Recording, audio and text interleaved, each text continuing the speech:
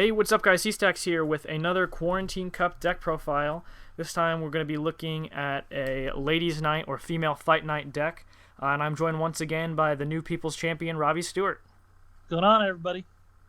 So today Robby's sharing with us his photographic MCU Captain Marvel deck that he played both rounds of the Ladies' Night format in the Quarantine Cup. So the last two rounds of Swiss, rounds 5 and 6, were both Ladies' Night.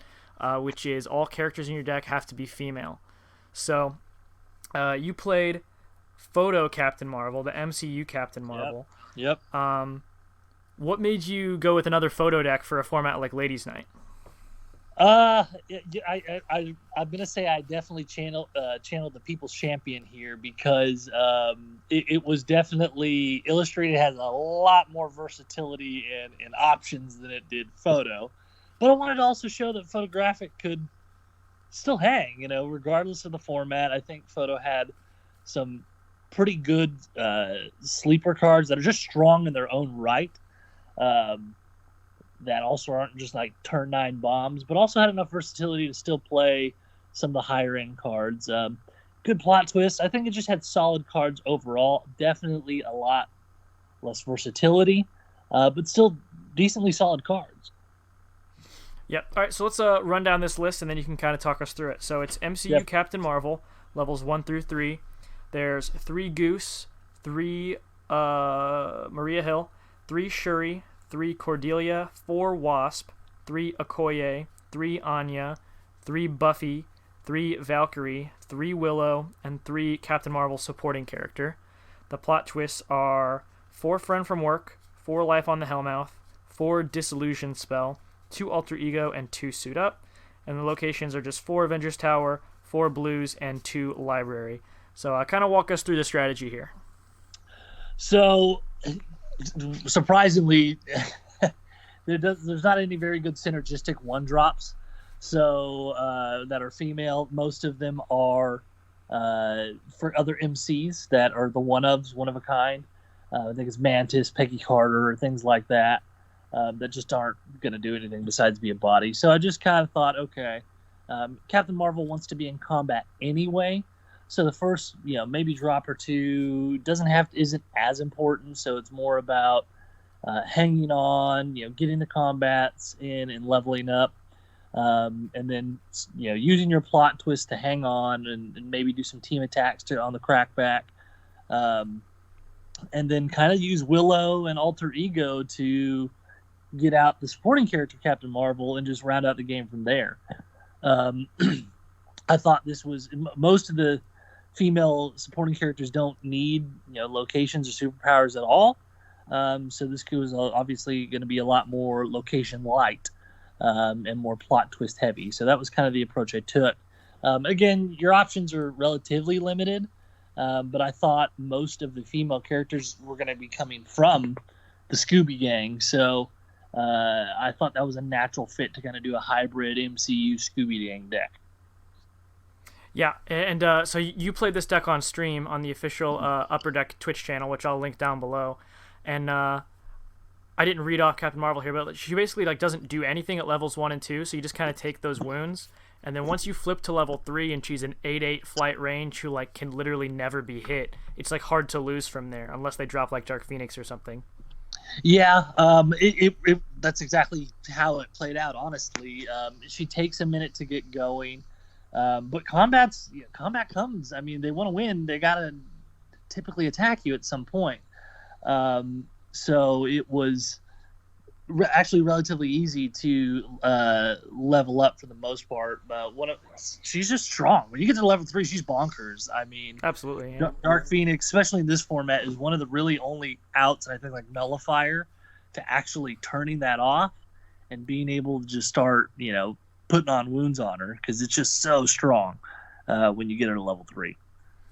Yeah, and you got the whole suite of great plot twists here. You got 4 Friend from Work, 4 Dissolution Spell, and obviously 7-drop Willow, which was really good when you played it on stream. Just gives you a toolbox of amazing plot twists to work with. She is so powerful in this format. I think she's just one of the best 7-drops there is. That was kind of the thought. I was like, you know what? A lot of plot twists, a lot of just in her blues synergistic. So I was just like, you know what? I think she's really powerful, giving you that kit. Being able to play multiple disillusion spells on big supporting characters that lets you get to their main character is just huge. And then just playing free life on the Hellmouths to give you free relationships, just super solid. She's really, really strong in this format. Yeah, and then one thing about Photo in the Ladies' Night format is you lose a lot of your top end. No Odin, no Thanos, but you have Captain Marvel, who's like a great 8-drop. But you're Captain Marvel main character, so Alter Ego was a great choice, I think, to be able to bring out that 10/10 3 health bomb. Oh, she's fantastic. I mean, like that, being able to do that, I was like, well, that's just a no-brainer in my opinion. I was just like, yeah, in the early games you can use it as a power-up, and I think you got to see that on stream that you can, she's not sitting dead in your hand, and then you play the Alter Ego when you're ready, and you change it to what you want. It gives you that stealth. It gives you that ability to slap out that 8-drop, and it actually was relevant in one of my rounds to where it was being able to just. At one point, it was just an 18 team attack range, and you can use the Captain Marvel supporting character to block, and she's just a solid card. Yeah. So you went 2-0 with this deck. What were your opponents? What did you play against? So the first round of Ladies' Night, I played against the MCU Wasp. I was like, oh my god, that's hilarious! I couldn't believe other people were playing Photo, and it was a lot. It was in the mud fight for sure, because getting through to Wasp was obviously very difficult. I was able to stick a couple wounds on her in the early game with like a Maria Hill, combined with my own Captain Marvel to really just get in there for a couple wounds. He was playing a lot heavier, like Dana Scully, like super lasting into the late game. Mm-hmm. He didn't quite connect to those things when it mattered, but he eventually pulled out a Jin and gave us both Dark Phoenix. And then Dark Phoenix came down, and he could never get past it. At that point, I already had like a Willow with the spell book, and he called superpowers. And Disillusion spell was flipping down Dark Phoenix for me to be able to get through to the Wasp. And then eventually my own Dark Phoenix came down, keywords, and then it was a little bit of a slog fest, but my Captain Marvel and my Alter Ego main character were able to team attack and get over his Dark Phoenix, which just let me keep getting there. And eventually, after many, many turns, I got the 5th wound on Wasp, and that was it. And then you got to see it all on stream. Again, I have to give Seth credit. I did tell him, like, hey, I saw you play Captain Marvel the previous round. I played Captain Marvel. Do you want to keep it on a Captain Marvel pseudo mirror match and illustrated versus Photo? And he agreed to it. And I think we got to see a really cool game of how they approach Captain Marvel, who are both obviously very combat focused MCs on both sides, but just how they differ and what tools they have for each deck. So yeah. So something I want to ask you that I noticed that wasn't in here is there's no Gen on 7. Was there a version of the deck that had Gen?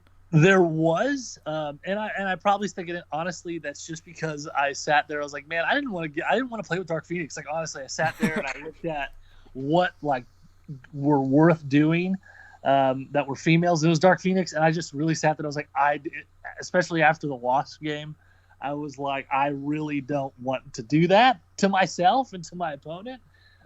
So that was honestly the real reason. A Gen should be included in here. For sure. I mean, it's just a no-brainer with the blues and as a 7-drop to give you more tools. I'd probably even stick an Alter Ego in there to make sure you hit the Alter Ego plot systems we're not playing a lot. So there's definitely some other things she can access, but when you kind of went to the obvious, it was Dark Phoenix, and I just didn't want to do that. Yeah, that makes sense. I think there's a lot of that going around the community right now. Just, oh my gosh, Dark Phoenix, come on. Yeah, it's really rough, especially when she hands one to your opponent and then you're just killing off 2 aspects of the game. So mm-hmm. I experienced it firsthand, and I didn't want to do it again. Yeah.